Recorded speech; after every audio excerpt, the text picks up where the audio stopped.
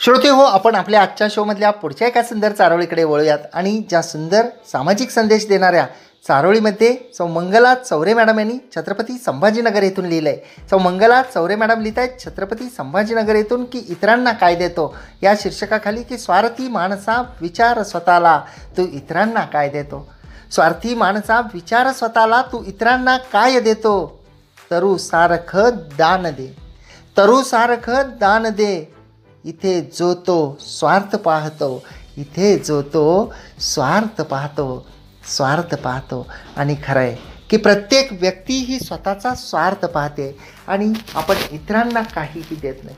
आपण फक्त इतरांनी आपल्याला द्यावं अशी अपेक्षा करतो आणि तरूसारखं दान दिलं पाहिजे असा सुंदर असा संदेश या चारोळीमध्ये होता। आणि पुढच्या एका मनोगताकडे आणि चारोळीकडे आपण वळतोय ज्यामध्ये उपेंद्र रोहनकर सरांनी गडचिरोली येथून लिहिलं आहे। उपेंद्र रोहनकर सर लिहित आहेत गडचिरोली येथून चारोळीमध्ये की हा खेळ शब्दांचा, हा खेळ नात्यांचा, वाह, हा खेळ शब्दांचा, हा खेळ नात्यांचा, पुणेरी आवाज कैलासचा कसा विसरायचा, पुणेरी आवाज कैलासचा कसा विसरायचा। खूप खूप धन्यवाद सर। आणि ज्या आपण ओळी लिहिलेल्या आहेत त्यामधील अतिशय मनाला भावणाऱ्या अशा पहिल्या दोन ओळी आहेत ज्यामध्ये आपण लिहिलेलं आहे की हा खेळ शब्दांचा, हा खेळ नात्यांचा। आणि तुमचं आणि रेडिओ पुणेरी आवाज 107.8 FM हे जे अतूट आणि दृढ असं नातं निर्माण झालेलं आहे, या शोशी तुमचं जे नातं निर्माण झालेलं आहे, तुमचं माझ्याशी जे नातं निर्माण झालेलं आहे ते खरंच न विसरण्यासारखं आहे। आणि आपण त्याला अतिशय सुंदररित्या शब्दबद्ध केलेलं होतं। आणि मनोगतामध्ये सर लिहित आहेत की सदर कार्यक्रमाला दिनांक 17 मार्च रोजी 5 वर्षे पूर्ण होत आहेत, त्याबद्दल रेडिओ पुणेरी आवाज 107.8 FM सर्व टीमचे व कार्यक्रम ज्यांच्यामुळे यशस्वी होतो अशी टेक्निशियन मंडळी यांचे अभिनंदन।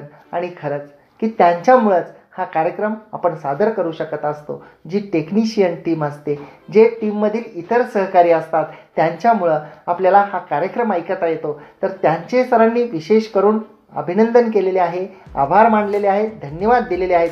आणि सरांनी पुढं असं लिहिलं आहे की वाटलं नाही 5 वर्ष कसे संपले। आदरणीय कैलास सर, तुमच्या आवाजाने आमच्यावरही जादू केली आहे। आपल्या 4 ओळींच्या चारोळ्यांना 4 चांद लावणारे तुम्हीच।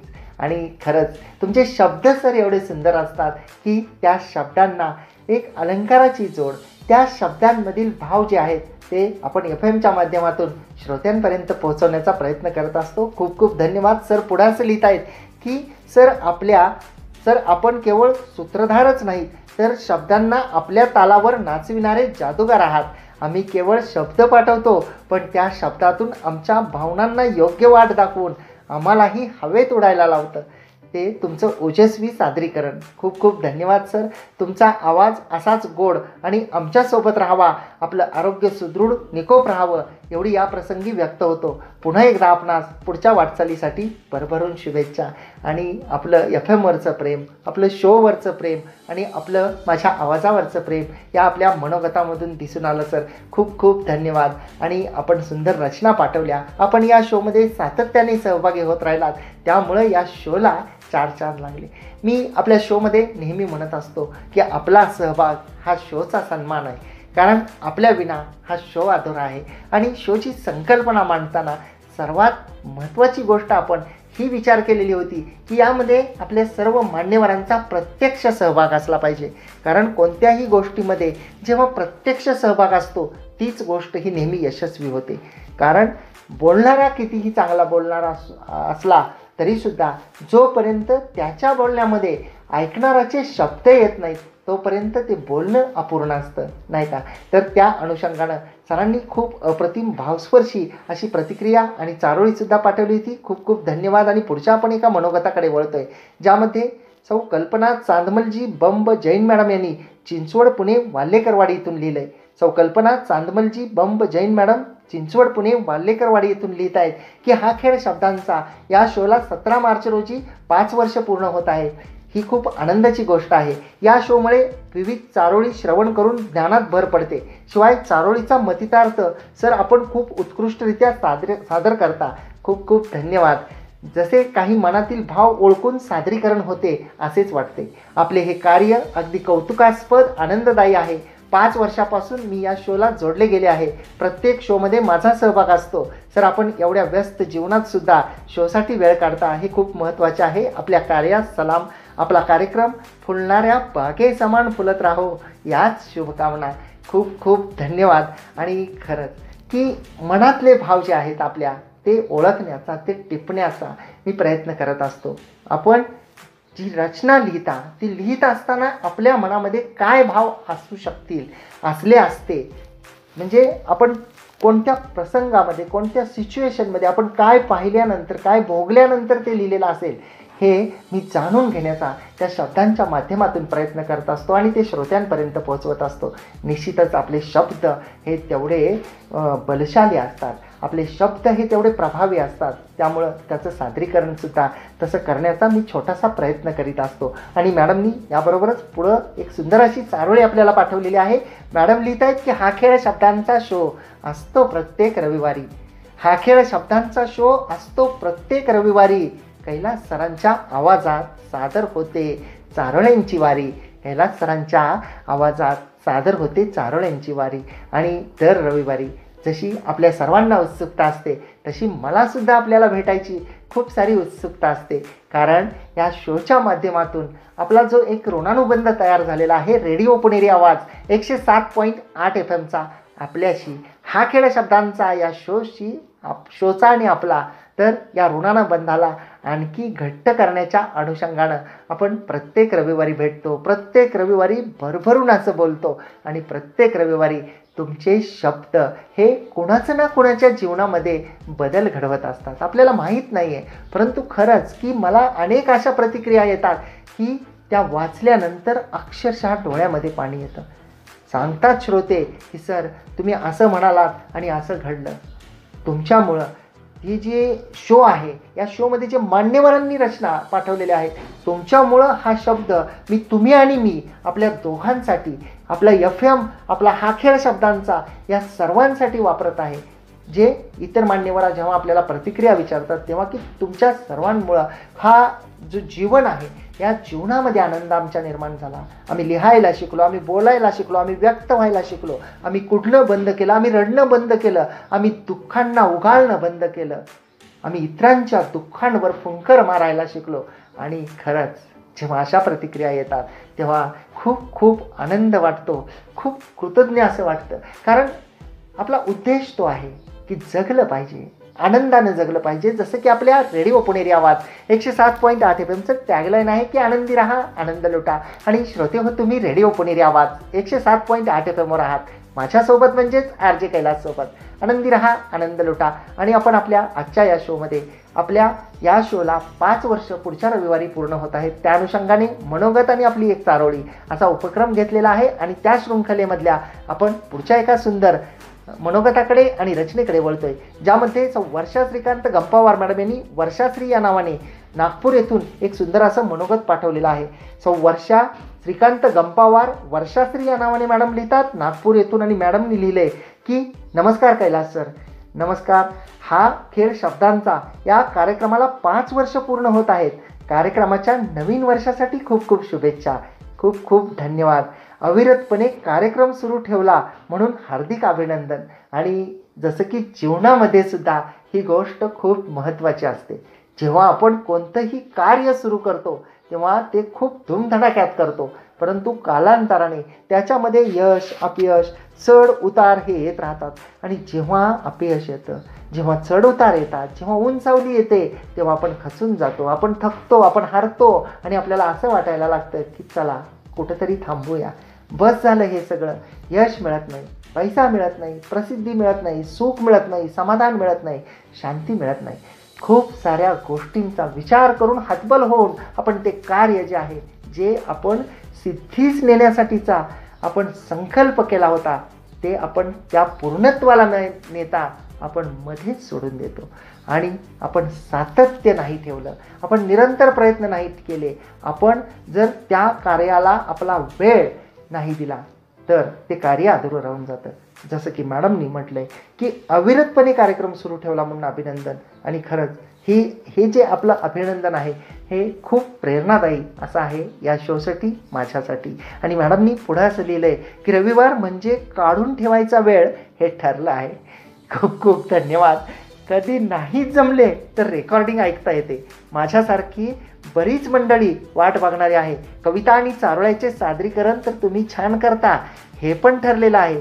रेडिओवर आपली चारोळी किंवा कविता वाचली जाते म्हणून नवोदितांना लिहायला प्रेरणा मिळते.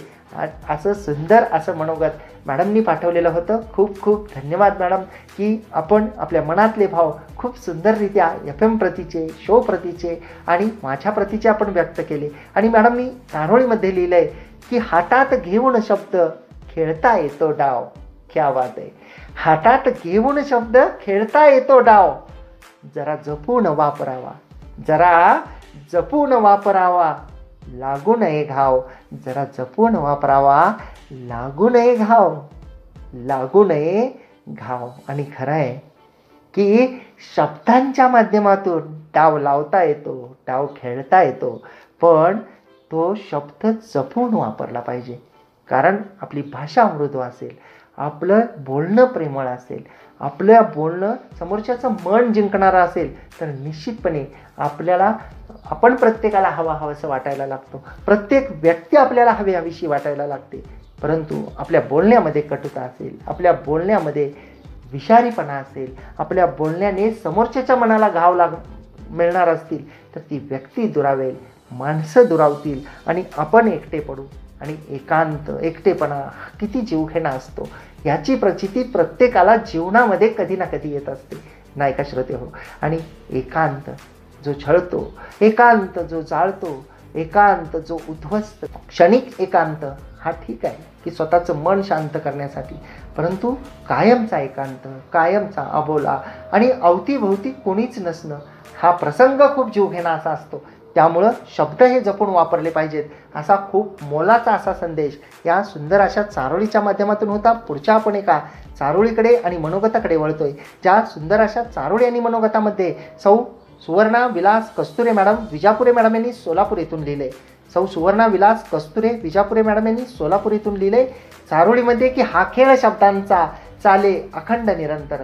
हा खेळ शब्दांचा चाले अखंड निरंतर, रहा आनंदी आनंद लुटा. हा खेळ शब्दांचा चाले अखंड निरंतर. हा खेळ शब्दांचा चाले अखंड निरंतर, रहा आनंदी व आनंद लुटा. जीवन समाधानी होई सुंदर, जीवन समाधानी होई सुंदर, जीवन समाधानी होई सुंदर. वाह. आणि खरंच की हा खेळ शब्दांचा हा निरंतरपणे अखंडितपणे चालू आहे. आणि आनंदी राहा आणि आनंदी लुटा, हा आनंद लुटा हा संदेश देणारा आपला हा FM रेडिओ पुणेरी आवाज 107.8 FM जो जगाच्या कानाकोपऱ्यामध्ये ऐकला जातो, भारतातल्या विविध राज्यामध्ये ऐकला जातो आणि महाराष्ट्रातल्या तर अगदी खेड्यापाड्यापर्यंत ऐकला जातो. जीवन समाधानी आणि सुंदर होईल जेव्हा आपण आनंदी राहू, जेव्हा आपण आनंद लुटू. अशा सुंदर आणि सकारात्मक चारोळीने सुरुवात करून मॅडमनी त्यांच्या मनोगतामध्ये लिहिलं आहे की रेडिओ पुणेरी आवाज 107.8 FM वरील हा खेळ शब्दांचा या शोचे 5वे वर्षपूर्ती निमित्ताने खूप खूप शुभेच्छा. खूप खूप धन्यवाद मॅडम. मॅडम पुढं असं लिहित आहेत की शब्दांवर प्रेम जडले नकळत काही घडले. शब्दांवर प्रेम जडले नकळत काही घडले, अलगद उतरून हृदयातून जीवनाचे प्रत्येक पान सजले, जीवनाचे प्रत्येक पान सजले. मॅडमनी पुढं असं लिहिलं आहे की नेहमी नवनवीन विषयावर चारोळी लिहिल्याने ऐकल्याने शब्दांचे सामर्थ्य वाढत गेले. कविमन अजूनच ताजेतवाने होत आहेत. आमची चारोळी RJ कैलास सर अतिशय उत्तम सादर करतात. खूप खूप धन्यवाद. त्यामुळे अधिकच प्रभाव पडतो. सरांचे मनापासून आभार. या शोमधील प्रत्येक सदस्यांना शुभेच्छा व आभार. खूप खूप धन्यवाद की आपण एवढी सुंदर अशी प्रतिक्रिया दिली. आणि जसं की आपण म्हणालात की शब्दांचं सामर्थ्य जे आहे ते ऐकल्याने लिहिल्याने वाढते आणि आपल्या शोच्या माध्यमातून आपण हेच कार्य करीत आहोत. आपली प्रतिक्रिया ही अनमोल होती. खूप खूप धन्यवाद. आणि पुढच्या आपण एका सुंदर प्रतिक्रियेकडे वळूयात ज्यामध्ये मोसमराज माणिकराव वायदंडे सर लिहित आहेत. मोसमराज माणिकराव वायदंडे सरांनी मो मा वा या नावाने सर लिहितात, तासगाव जिल्हा सांगली येथून. आणि सरांनी लिहिलं आहे की हा खेळ शब्दांचा हा शो 5 वर्षे पूर्ण करत आहे. याबद्दल RJ कैलास सर व त्यांच्या सर्व टीमचे अभिनंदन. खूप खूप धन्यवाद सर. खरं तर सुरुवातीला मला या शोबद्दल माझ्या मिसेसने सांगितले आणि मला हा शो खूपच आवडला. आज ती आपल्यात नाही याचे दुःख तर आहेच, पण या शोमध्ये माझ्या खूप आठवणी आहेत. खूप खूप धन्यवाद सर. आपल्या शोचा मी खूप ऋणी आहे. तुम्हाला खूप साऱ्या शुभेच्छा. हा शो अशीच गगनभरारी घेत राहू हीच सदिच्छा. सर, अगदी आपण हृदयस्पर्शी असे भाव आपल्या या मनोगतामधून मांडलेले आहे की आपल्या मिसेसने या शोबद्दल सांगितलं आणि त्या आज आपल्यामध्ये नाहीत, तर ते जे दुःख आहे ते खरंच कधीही न भरून येणारं असं आहे. परंतु आपल्या ज्या आठवणी आहेत या शोसोबतच्या आणि या शोमधून जेव्हा जेव्हा आपण सहभागी होता, जेव्हा आपण रचना पाठवता, तेव्हा आपल्या रचनेमधले जे भाव आहेत ते भाव सर्व काही सांगून जातात. खूप अप्रतिम सुंदर अशी ही आपली अगदी काळजाचा ठाव घेणारी जी आहे ती आपली प्रतिक्रिया होती सर.